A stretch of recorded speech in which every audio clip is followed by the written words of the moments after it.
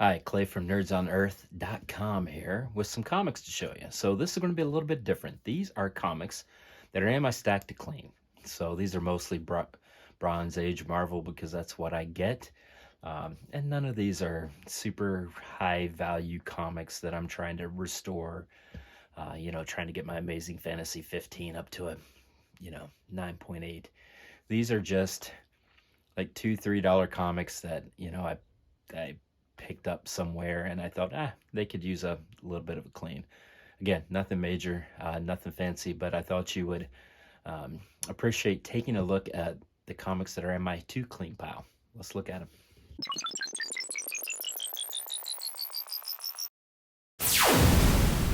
All right, this first comic I already have worked on. There was a sticker, price sticker here, so I took off the sticker, and then I just took a little work on the white areas and give that a clean. That's West Coast Avengers number 94. You can see War Machine. This comic, this is Nova 15. You can see I'm going to take off that little bit of writing there. All right, this is the Black Knight. This overall just, it's a little schmutzy.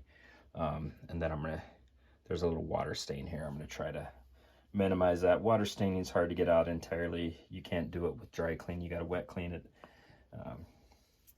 This, I'm just going to clean up the white part of that cover. Just give it a little quick clean.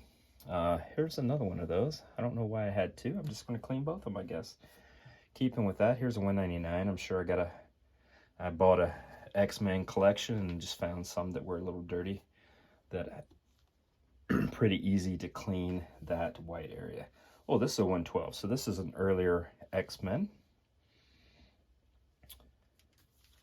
X-Men 112. Now this Micronauts is filthy. It actually has some foxing over on the side, which is a fungal growth. That's not going to come off, at least not with my skill level. But I thought I would clean up the white area. This is Marvel Spotlight on Werewolf by Night number 4. That's a nice comic, so I just want to get it clean. I love this comic. I love this cover, and it is filthy. I am going to give that front and back. It's a lot of white areas I can clean up pretty easy, and then I'll probably do a wet clean on the colored area. This is a classic Gem Steranko cover. An iconic cover. I love it. Anytime I see it, I try to get it. But it is notorious for yellowing, so I don't know exactly what I'll be able to do there, but it's just a beautiful cover, and so I'll just probably try to brighten it a bit. Fantastic Four number 292. Again, a lot of white on that cover. That's an easy one to clean, and it'll look sharp afterwards. This is the Fantastic Four 129. Thundra, Medusa. It's a good looking cover. Again, the white areas. That's an easy one to just try to brighten up a little bit.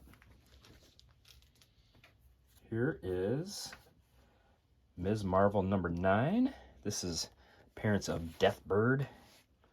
So that's something that all that white areas can clean up. And this is 20. I don't know what, I think the back of that's a little dirty. And then I'm going to hit the white areas on this one here. The Janet Pym. Here's a title. This used to be, started out as Fear, then transitioned into Adventure into Fear. It started out with just general monsters, and then Marvel started introducing their own characters and working that title into the 616 continuity. This nice has an appearance of Blade. I'm just going to try to brighten up the entire cover. That has a stain. I don't know if you can see it there. Sometimes it's just a simple stain, and I'll get that off. This is just a filthy comic. I'm just going to give it a clean, and looky what we have here. Another copy of that.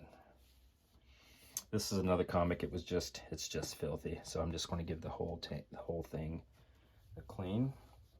Same with G.I. Joe 52 and G.I. Joe 51. From like G.I. Joe 21 1 up through 60 were just some of the best comics going. Fantastic comics. Now this is a little bit of a heavier lift. You can see there's some distinct marking there. I'm going to see if I can get that off. I think I can. A lot of schmutz there. That's the kind of thing where, normally it's a throwaway comic, but I look to see if I can do something with it. Giant size chillers. It's the same thing. It's a little beat up. Just want to give it a clean overall. Creatures on Loose Werewolf. This has some writing here. I'm going to see if I can take off. I don't know about that. That looks a little inkier. We'll see. Sometimes that pink ink is hard to get off. Tomb of Dracula 29. That's a great cover. Just going to try to brighten it up. Where Monsters Dwell. 15-cent comic. These was great. The 70s Marvel had some of the best horror comics. Obviously, Tomb of Dracula, Werewolf by Night.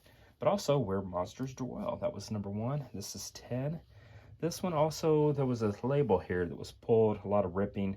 So this is never going to be a great comic. And then when I clean them, it's not necessarily that I'm looking to turn them into a 9.8. I just want to try to make them better than they were before. And here we go. Spider-Woman, number 4. It's filthy. It is just a disaster on the back. So it's never going to be a great comic, a high-grade comic. But obviously with a clean, you can take it from a 3 to a 4 maybe.